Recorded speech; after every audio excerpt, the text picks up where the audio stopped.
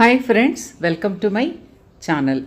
ముందుగా అందరికీ హోలీ శుభాకాంక్షలండి. హోలీ పండుగను 2 భాగాలుగా జరుపుకోవటం ఆనవాయితీ.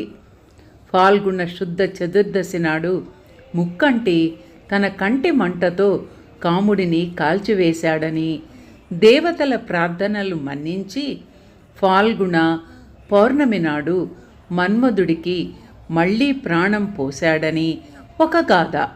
కనుక చతుర్దశి నాడు కామదహనం జరిపి పశ్చాత్తాపంతో పరిశుద్ధుడైన పంచబాణుడిని పౌర్ణమి నాడు మళ్ళీ ఆహ్వానించి అర్చించుకోవడం చాలా ప్రాంతాలలో సంప్రదాయం.